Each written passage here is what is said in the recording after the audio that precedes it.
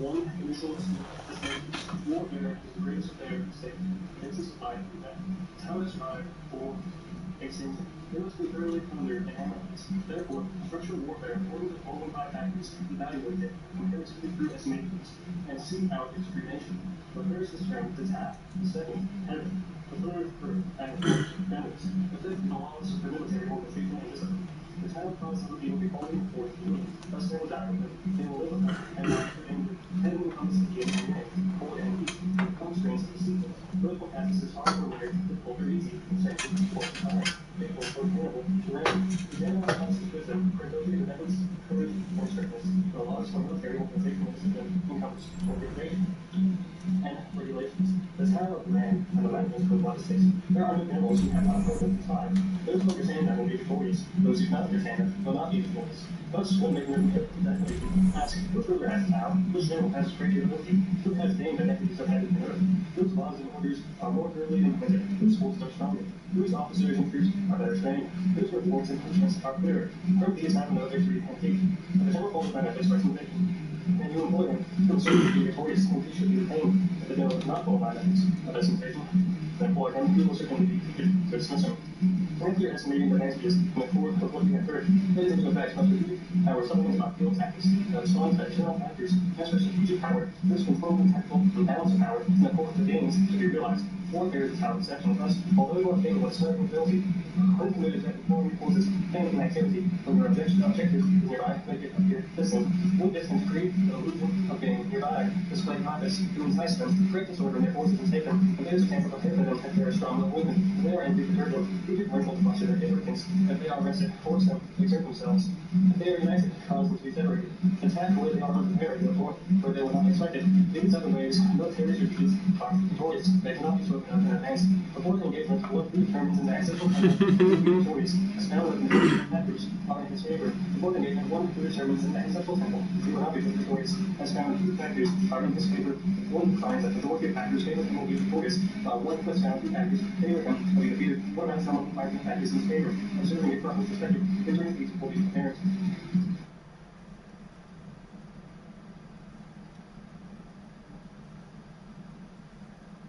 Two, waging war. When employing the military in battle, a victory that is long in coming will blunt their weapons and dampen their ardor. If you attack cities, their strength will be exhausted. If you expose the army to a prolonged campaign, the state's resources will be inadequate. When our weapons have proven all and seriously depressed, when our strength has been expended and resources consumed, then the feudal lords will take advantage of our exhaustion to arise. Even though we have wise generals, they will not be able to achieve a good result. Thus, in military campaigns, I have heard of awkward speed that have never seen any skill in lengthy campaigns. No country has ever profited from protracted warfare. Those who do not thoroughly comprehend the dangers inherent in employing the army are incapable of truly knowing the potential advantages of military actions. One who excels in employing the military does not constrict the people twice or transport provisions and a third time to obtain your equipment from within the state and rely on seasoned provisions from the enemy, then the army's foodstuffs will be sufficient. The state is impoverished by the army. When it transports provisions far off, when provisions are transported far off, the 100 servings are impoverished. Those in proximity to the army will sell their goods expensively. When goods are expensive, the 100 servings wealth will be exhausted. When their wealth is exhausted, they will be extremely hard pressed to supply their villages' military positions. What motivates men to slay an enemy is anger. The army values being victorious. It does not value prolonged warfare. Therefore, the general who understands warfare is master of fate. For the people, ruler of the state's security or endangerment.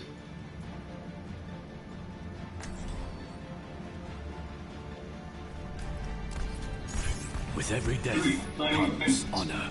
In general, with men honor, employing the military redemption. Preserving the enemy's state capital is best. Destroying their state capital is second best. Preserving their army is best. Destroying their army is second best. Preserving their battalions is best. Destroying their battalions is second best. Preserving their companies is best. Destroying their companies is second best. Preserving their squads is best. Destroying their squads is second best. For this reason, attaining 100 victories in 100 battles is not pinnacle of excellence. Subjugating the enemy's army without fighting is the true pinnacle of excellence. Thus, the highest realization of warfare is to attack the enemy's lines next to attack their alliances, next to attack their army, and the lowest is to attack their fortified cities. This tactic of attacking fortified cities is not only unavoidable, thus one excels in employing the military subjects of the people's armies without engaging in battle. captures other people's fortified cities without attacking them, and destroys other people's cities without prolonged fighting. He was fight under Kevin with a paramount aim of preservation. Thus his weapons will not become dull, and the gains will be preserved. This is a strategy for fighting offenses. In general, the strategy for employing the military is this: if your strength is time theirs, surround them, defy, and attack them, and help them divide your forces. If you are equal in strength to the enemy, you can engage him. If fewer, you can circumvent him.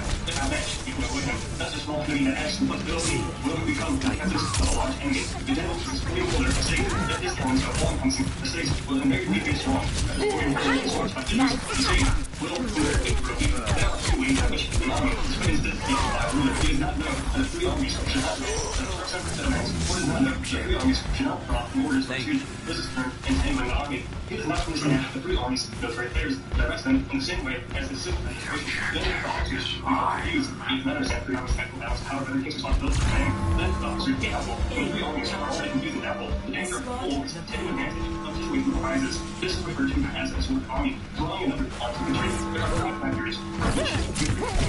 One who knows how even times to move not like be victorious. One who recognizes how to put all control numbers to be victorious. One who uses upper and lower things as desires to be victorious. One who knows their ways arbitrary to be victorious. One who is liberal, is capable, and not insecure.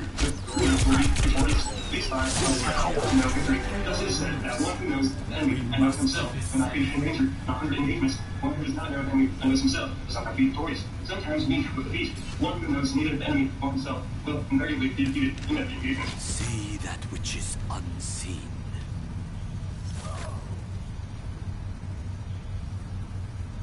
4. The art of war. Military disposition. In antiquity, those that excelled in warfare made themselves uncomfortable in order to await the moment when the enemy could be conquered. Being uncomfortable lies with yourself. Being comfortable lies with the enemy. Thus, who excels in warfare is able to make himself uncomfortable. Not necessarily conquer the comfortable. As I said, a strategy for conquering the enemy can be known but cannot possible to make. One who cannot be victorious assumes a defensive posture. One who can be victorious attacks can be circumstanced by assuming a defensive posture. Strength of more than adequate. Whereas in offensive act, those who excel at defense bury themselves below the lowest depths of the earth. Those who excel at defense roar from above the great heights of heaven. Thus they are able to preserve themselves and obtain complete victory. Receiving a victory that does not surpass what the masses who know is not the pinnacle of excellence. Wrestling victories for which all their heavens are playing your excellence is not the pinnacle of excellence. Those that the nations refer to as excelling at warfare conquer those who are easy to conquer. Their victories are not marked by fame for wisdom or previous achievement, but are refuted by Germans. One who is critical errors and racist measures towards certain victories are conquering those who are already defeated. Thus, one who excels at warfare establishes himself in a position of not being defeated.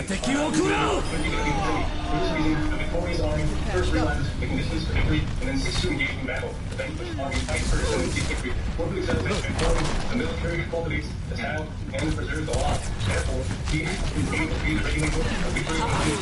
As for the training, the first is termed measurement. The second is measurement of force. The third estimation of members of pain. The fourth way termed strength and victory. Gives birth to measurement. Measurement produces estimation of forces. Estimation of forces gives rise to calculating the numbers of men. Calculating the numbers of men gives rise for weighing strength. Weighing strength gives birth to victory. Thus, the victorious army is like a ton compared to the town. The defeated army is like an ounce weighed against the ton. On that, the victorious is like putting the weak weapons at point.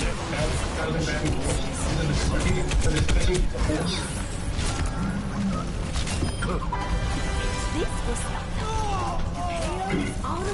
Art war, teach military power. In general, manning a large number is like manning a people. It is a question of dividing up numbers. Fighting with a large number is like fighting for a people. It is a question of configuration and destination. That the army's attack is like a whetstone thrown against an egg. It is due to the vacuous and substantial. What enables the masses of three armies invariably to attend enemies being defeated by unorthodox and orthodox. In general, in battle, one needs orthodox engage victory through the unorthodox. Thus, what we said, a really important to unorthodox is as laid out for combat, as unlimited as the naivety and fellow rivers. In warfare, the strategic configurations of power do not exceed unorthodox and orthodox. But the change for the unorthodox and orthodox can never be completely exhausted. The unorthodox and the orthodox mutually produce each other just like an endless cycle. Who can exhaust them? The strategic configuration of power is visible in the onrush of pent-up water tumbling stones along. The effect of constraint is visible in the onrush of a bird of prey breaking the bones of its target. Thus, the strategic configuration of power of those that excel in warfare is sharply focused. Their constraints are precise. Their strategic configuration of power is like a fully drawn crossbow. Their constraints like the release of the trigger. Intermix and turbulence, the fighting appears chaotic. With every death comes in turmoil honor. and confusion, their With deployment honor, is circular, they cannot be redemption. defeated. Simulated chaos is giving birth from control. The illusion of fear is giving birth from courage. Feigned weakness is giving birth from strength. Order and disorder are a question of numbers. Courage and fear are a question of the strategic configuration of power. Strength and weakness are a question of the deployment of forces. Thus, one who excels at moving the enemy deploys the configuration in which the enemy must respond. He offers something that the enemy must see. With profit, he moves them, with the foundation, he awaits them. Thus, one who excels at warfare seeks victory through the strategic configuration of power, not from reliance on men. Thus, he is able to select men and employ strategic power. One who employs strategic power commands men in battle as if they were rolling logs and stones. The nature of wood and stone is to be quiet when stable, but to move when on precipitous ground. If they are square, they stop. If round, they tend to move. Thus, the strategic power of one who excels in employing men in warfare is comparable to rolling around boulders down 1,000-fathom mountain.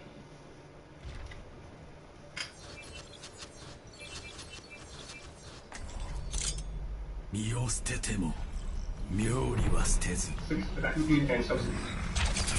In general, whoever occupies the battleground first and awaits the enemy will be active. Whoever occupies the battleground afterward and must wait for the conflict will be defeated. Thus, one who excels at warfare compels men and is not compelled by other men. In order to cause the enemy to come of their own volition, extend some apparent profit.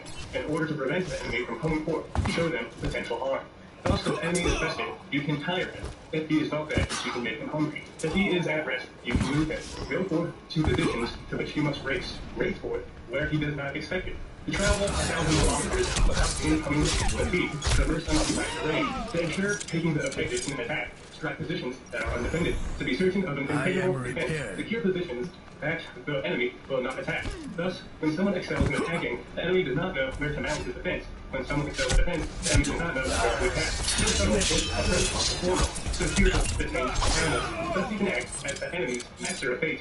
To effect an unhampered advance, strike your activity.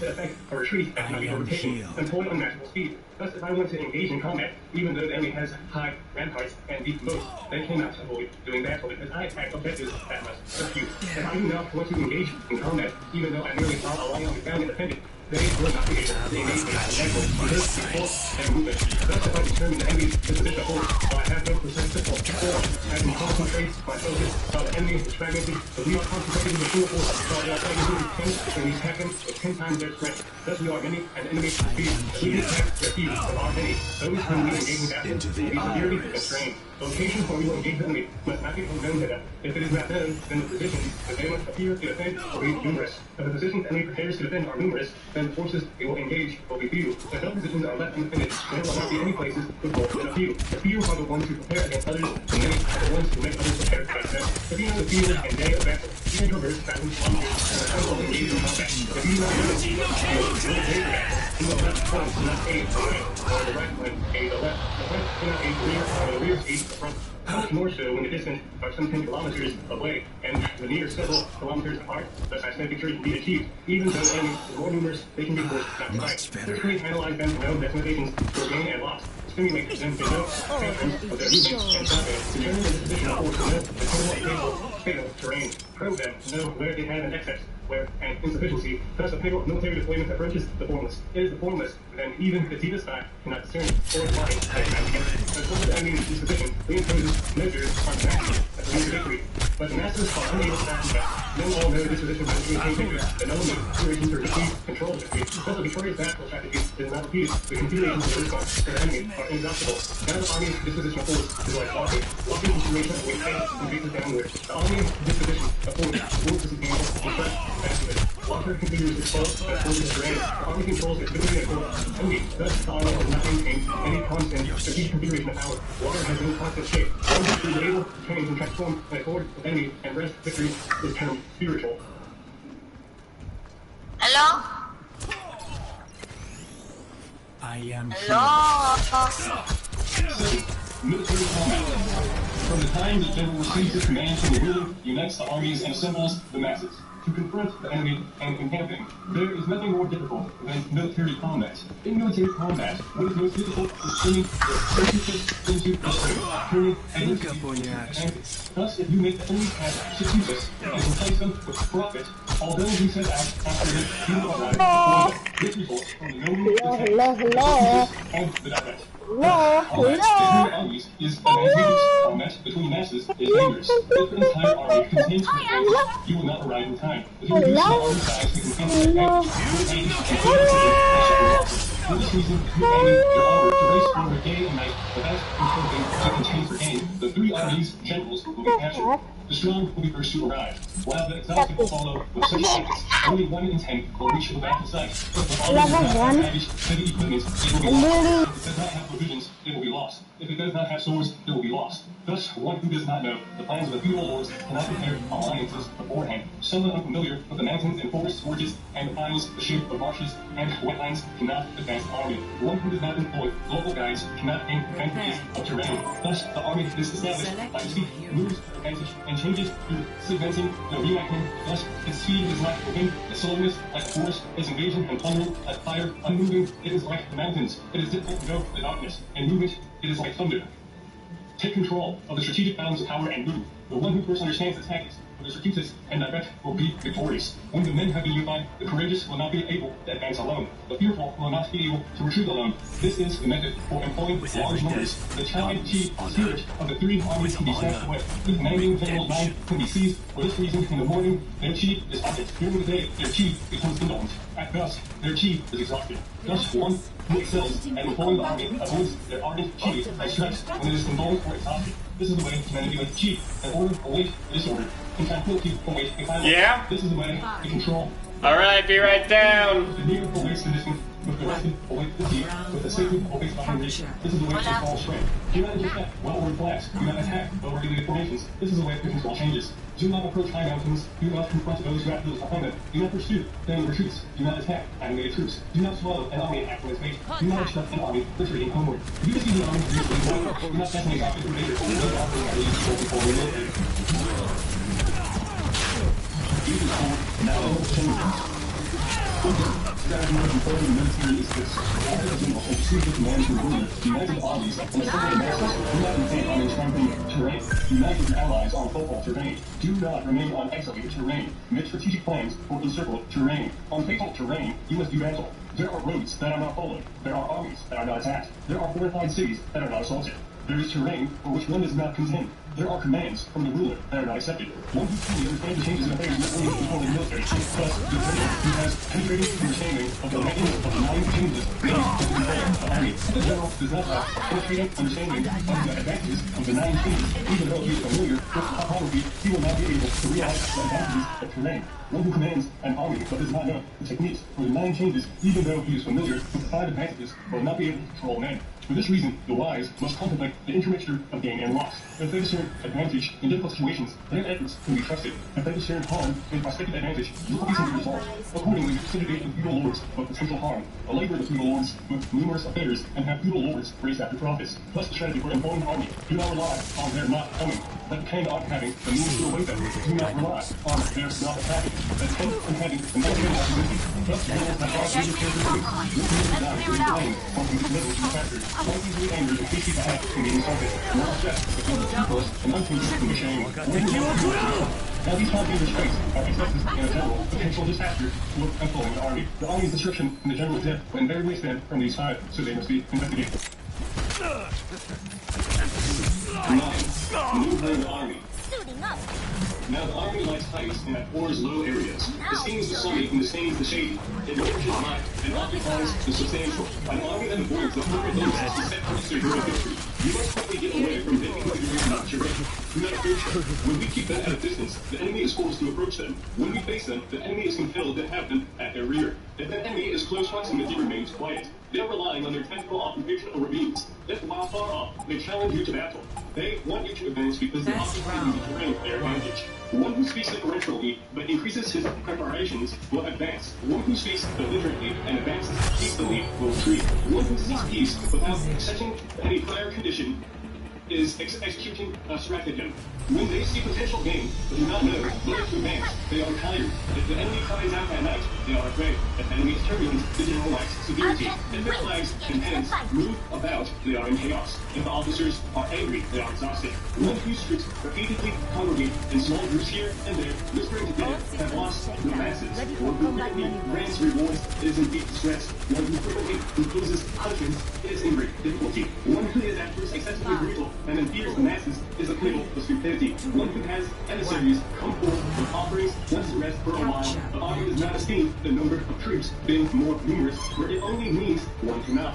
Aggressively advance. It is sufficient for you to muster your own strength. Analyze the enemy, take them. Only someone who lacks strategic planning and slights an enemy will inevitably be captured by others. If you impose punishments on the troops or they become attached, they will not be submissive. If they are not submissive, they will be difficult to employ. If you do not impose punishments after the troops become attached, they cannot be used. Thus the commandment of the civil and unify them through the marshal. This is what is referred to as being circumvention. If orders are consistently implemented to instruct the people, then the people will submit. If orders are not consistently implemented to instruct the people, then the people will not submit. One whose orders are consistently carried out has established a mutual relationship with the people. Barrier activated.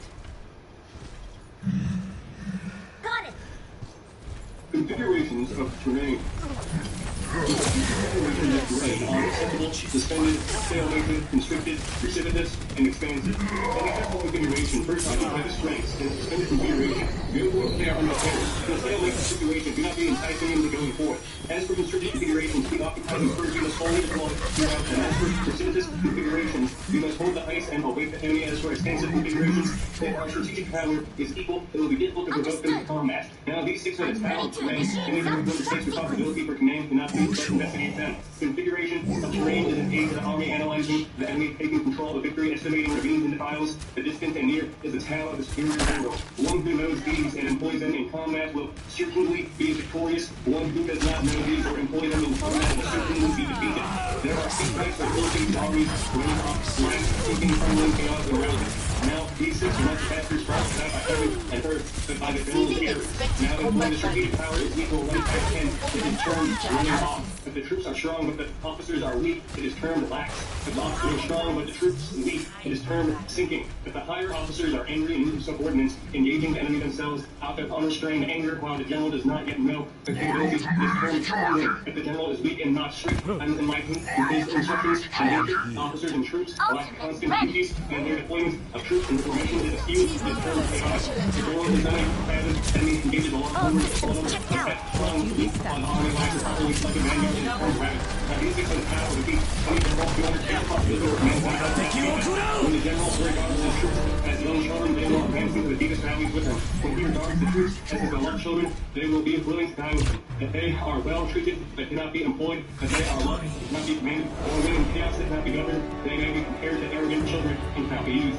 The power of warfare indicates certain victory, even though the ruler has instructed the combat should be avoided. If you must engage in battle, it is permissible, but the Tao of warfare indicates you will not be victorious even though the ruler instructs you to engage in combat. Fighting is the result. But the general does not advance to sit back, nor fail to retreat from avoid being charged. For the tactical effect of retreating is faithfully preserve the people and gain advantage for the ruler for the safest treasure. If I know our troops can attack, but do not know the enemy cannot be attacked, it is only halfway to victory. If I know the enemy can be attacked, but do not realize our troops cannot attack, it is only halfway to victory. Knowing that the enemy can be attacked, and knowing that our army can attack, and not knowing this terrain is not suitable for combat, is only halfway to victory. Thus, one who truly knows the army will never be deluded when he moves, will never be impoverished when initiating action. Thus it is said, if you know them and know yourself, your victory will be imperiled. If you know heaven and earth, your victory can be complete.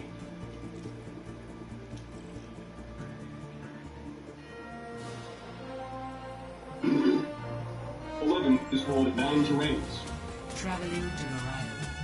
The strategy for employing the military is this. There is dispersive terrain, light terrain, contentious terrain, traversable terrain, focal terrain, heavy terrain, entrapping terrain, encircling terrain, and fatal terrain. In antiquity, groups were referred to as excelling in the employment of the army, were able to keep the enemies forward and rear forces from connecting. The many and few from relying on each other, the noble and the lowly from coming to each other's rescue. The upper and lower ranks from trusting each other, the troops to be separated, unable to reassemble, or when assembled, not to be well ordered. They moved when it was advantageous, halted when it was not advantageous. advantageous. If I dare ask if the enemy is numerous, disciplined, and about to advance, how should we respond to them? I would say, first, see something that they love further than, then they will listen to you. It is in the nature of the army to stress speed, to take advantage of the enemy's absence, to travel unanticipated roads, and to attack when they are not alert. In general, the tale of an invader is that when one has penetrated deeply into enemy territory, the army will be unified and the defenders will not be able to conquer you. If you are carefully nurture them and you do not overlabor them, their chi will be united and their strength will be at a maximum. When you mobilize the army and form strategic plans, you will be unfathomable. Where if one fights with intensity, he will survive. But if he does not fight with intensity, he will perish. It is fatal terrain. Cast them into positions from which there is nowhere to go, and they will die without retreating. If there is no escape from death, the officers and the soldiers will fully exhaust their strength. When the soldiers and officers have penetrated deeply into enemy territory, they will cling together.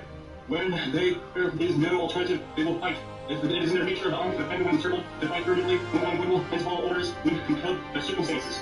For this reason, even though the soldiers are not instructed, they are prepared without seeking it. Their cooperation is obtained without covenants. They are close together without issuing orders. They are reliable, prohibit omens, eliminate doubt, so that they will die without other thoughts. If our soldiers do not live long lives, it is not because they have hold on longevity. On the day that the orders are issued, the tears of the soldiers who are sitting will soak their sleeves, while the tears of those lying down will roll down their cheeks. However, if you throw them into a hopeless situation, they will have the courage of the great assassins. Unify the soldiers, courage through the talent of control, utilize appropriate employment of the hard and soft through the patterns of terrain. That's one who excels in employing the army and leads them by hand, as if they were only one man, so they did not avoid it. It is essential for a general be tranquil, austere, upright, and self-disciplined, and able to stupefy the eyes and ears of officers and troops, keeping them ignorant. He alters the management of affairs and changes his strategies to keep other people from recognizing them. He shifts his position and traverses endeavor threats to keep other people from being able to anticipate him. At the moment the general has designated with him, it will be as if they ascended a height and abandoned their ladders. The general advances with them deep into the territory of the feudal lords, and then releases the trigger. He commands them as if racing a herd of sheep. They are driven away, driven back, and no one knows where they are going. Assembling the masses of the three armies, casting them into danger is the responsibility of the general. The 9 transformations of terrain, the advantages deriving from contraction and expansion, the patterns of the human emotions must be investigated. One who does not know the plans of the feudal lords cannot forge preparatory alliances. One who does not know the topography of mountains and forests, ravines, defiles, wetlands, and marshes cannot maneuver the army. One who does not employ local guides will not secure advantages of terrain. One who does not know one of these 4 or 5 cannot command the army of the hegemon or a true king. Now, when the army of the hegemon or true king attacks a great state, their masses are unable to assemble. When it applies its awesomeness to the enemy, their alliances cannot be sustained. For this reason, it does not contend with any alliances under heaven. It does not nurture the authority of others under heaven. Have faith in yourself, apply your awesomeness to the enemy, then their cities can be taken, their states can be subjugated, the certain rewards are not required by law, and impose exceptional governmental orders that make the masses, the 3 armies, as through commanding one man, press affairs upon them. Do not explain the purpose of them, compel them with prospects for profit, but do not inform them about the potential harm. Cast them into hopeless situations, and they will be preserved. Have them penetrate fatal terrain, and they will live. But only after the masses have penetrated dangerous terrain will they be able to capture victory after defeat. The prosecution of military affairs lies in according with and learning in detail the enemy intentions. If one then focuses his strength towards the enemy, strikes 1,000 kilometers away, and kills their general, it is termed being skillful and capable in completing military affairs. For this reason, the day government mobilizes the army close by passes, destroy all talities, and do not allow emissaries to pass through. Hold intense strategic discussions, and not the whole of the temple orders bring about execution of affairs. But then we open the door and the threats and attack, but they are first be not fixed any time for battle, passes, and react to enemy in order to determine the strategy for battle. For this reason, at first, be like a virgin at home, later when the enemy opens the door, be like a fleeing rabbit. Then the enemy will be unable to withstand you.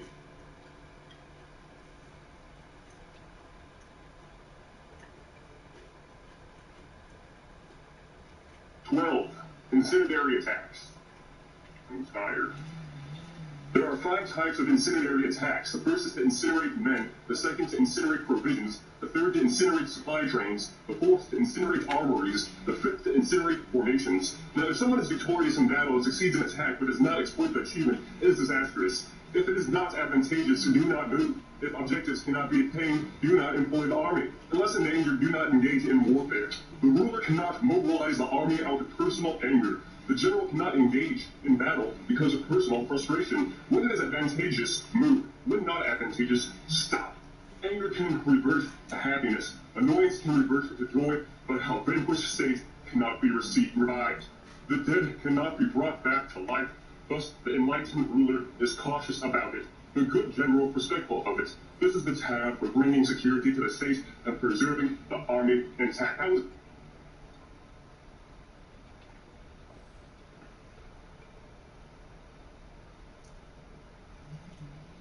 13. Employing spy. When you send forth an army of 100,000 on a campaign, marching them out 1,000 kilometers, the expenditures of the common people and the contributions of the feudal house will be 1,000 pieces of gold per day. Those inconvenienced and troubled both within and without the border, who are exhausted, on the road, or unable to pursue their agricultural work, will be 700,000 families. Armies remain locked in a standoff for years to fight for victory on a single day, yet generals begrudge bestowing ranks and emulations of 100 pieces of gold, and therefore do not know the enemy's situation. This is the ultimate inhumanity. Such a person is not a general for the people, an assistant for a ruler, or an arbiter of victory, the means by which enlightened rulers and sagacious generals moved and conquered others, that their achievements surpassed the masses, was advanced knowledge. Advanced knowledge cannot be gained from ghosts and spirits inferred from phenomena or projected from the measures of heaven, but must be gained from men, for it is the knowledge of the enemy's true situation. Thus, there are 5 types of spies to be employed: local spy, internal spy, turned spy, or double agent, dead or expendable spy, and the living spy. When all 5 are employed together and no one knows their how, this is termed spiritual methodology. They are a ruler's treasurers. Local spies employ people from the local district. Internal spies employ their people who hold government positions. Double agents employ enemy spies. Expendable spies are employed to spread disinformation outside the state. Provide our expendable spies with false information and have them leak it to enemy agents. Living spies return with the reports. Thus, all the 3 armies' affairs no relationship is closer than spies. No rewards are more generous than those given to spies. No affairs are more secret than those pertaining to spies. Unless someone has the wisdom of a sage, he cannot use spies unless he is benevolent and righteous. He cannot employ spies unless he is subtle and precipitous. He cannot perceive the substance and intelligence reports. It is subtle. There are no areas in which one does not employ spies. But before the mission has begun, it has already been exposed. The spy and those he informed should all be put to death. In general, as for the armies, you want to strike the cities, you want to attack, and the men you want to assassinate must first know the names of the defensive commander, his assistants, staff, door guards, lieutenants. You must have our spies search out and learn them all. You must search for enemy agents who have come to spy on us, tempt them prophets, instruct and retain them. Thus, double agents can be obtained and employed. Through knowledge gained from them, you can recruit both local and internal spies.